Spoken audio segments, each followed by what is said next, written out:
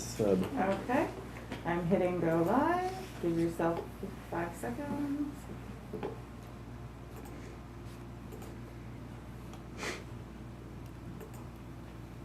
Go ahead. Okay. Good afternoon, everybody. This is the May 13th, 2021 Zoning Administrator hearing. And first thing, this is a virtual meeting. So let me go ahead and just read something out for the public. Effective March 27, 2020, the Mendocino County Zoning Administrator meetings will be conducted virtually and not available for in-person public participation pursuant to a state executive order N29-20. Meetings are live streamed and available for viewing on the Mendocino County YouTube page. And with that, I will go ahead and call the meeting to order at 1:30 p.m. And do we have a determination of noticing? The project was noticed. Thank you very much. And we'll go to item 3 for the regular calendar. This is case number U 2020-0011. And this is the owner is Nebula Holdings RV LLC. The applicant is Tamar Distillery Inc. The request is a minor use permit to allow for on-site whiskey distillery within an existing structure to facilitate production of alcoholic spirits per Mendocino County Code Section 20.032.040C. And the environmental determination has been made that this is a categorically exempt project. Project is located 3± miles west of Redwood Valley Center on the north side of Bell Arbs Road, 1 mile west of its intersection with Yuba Drive, located at 1110 Bell Arbs Road in Redwood Valley, APN 162-24056. And so may I please get a staff report? Yes, thank you. Mark Kleiser, Planner 2 and Planner for this project. As indicated, the applicant is requesting a minor use permit to allow for an on-site whiskey distillery within an existing structure. No new structures are proposed for the facility. The project will utilize an existing 59,500 square foot building. No additional equipment, development, or tasting room is proposed at this time. Distilling will take place in a 420-gallon still. 2 500-gallon propane tanks are stored outside and are used to heat a mixture of grain syrups and water, which result in approximately 140 gallons of ethanol. This is then aged in barrels on site. This process, referred to as a run, is completed approximately 4 times per year. At any given time, approximately 16,690 gallons of product are aging on site. Finished product is bottled and stored on site and is shipped from the facility. Bottling of the product includes the use of compressed nitrogen. Condition number 14 in the staff report states the applicant shall submit a hazardous material business plan via the California Environmental Reporting System and obtain a permit to operate through Mendocino County Division of Environmental Health.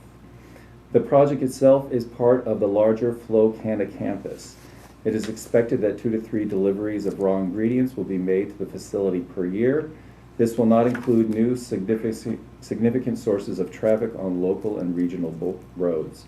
The Department of Transportation had no comments on the project. Staff visited the project site on January 28th of this year and found it to be in overall good condition.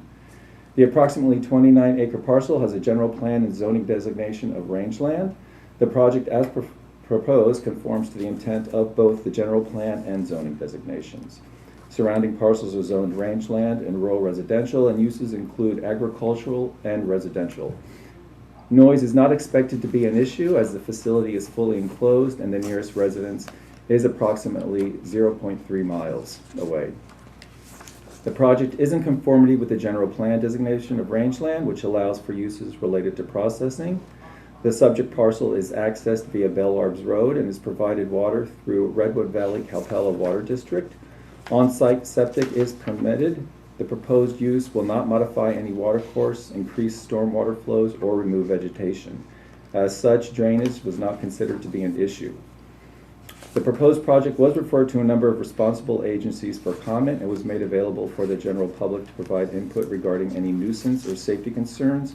No such comments were received. Additionally, the facility has been in operation for 10 years and has not received any comments of concern from the public. The proposed project adheres to all applicable requirements of the district and is consistent with all other sections of the Mendocino County Code including section 20.032.040C, which allows for processing of crops or their byproducts. Staff has determined the project to be categorically exempt under CEQA Class 1 for existing facilities and recommends approval of the project with conditions. That concludes my presentation. Thank you very much. Is there anybody from the applicant here to speak on the project? Yes, we have Crispin Kane. All right. We'll bring him into the meeting.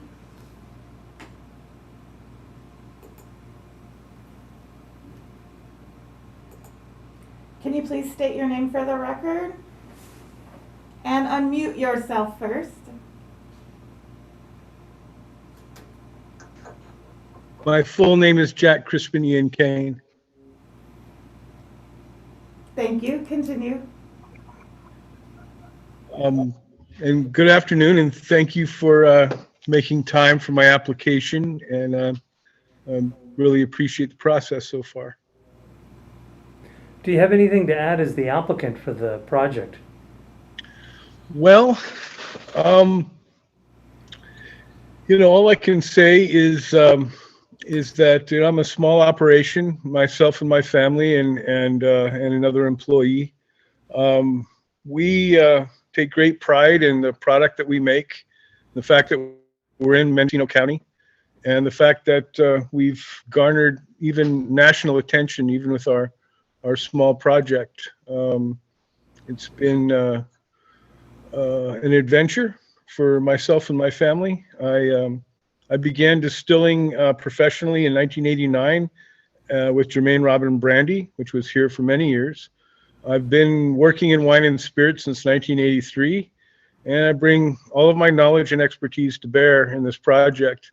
My overall consciousness is not simply making whiskey and getting it into a bottle, but having a positive relationship with the community, with the county and the powers that be. I'm regulated all the way from here in this process to the Tariff and Trade Bureau in Washington, D.C., which, between TTB, ABC, and the county, there's oversight and a good deal of reporting. I produce close to 800 pages of reporting to government agencies per year. And I have a lot of respect for the process that allows me to continue to be in the business.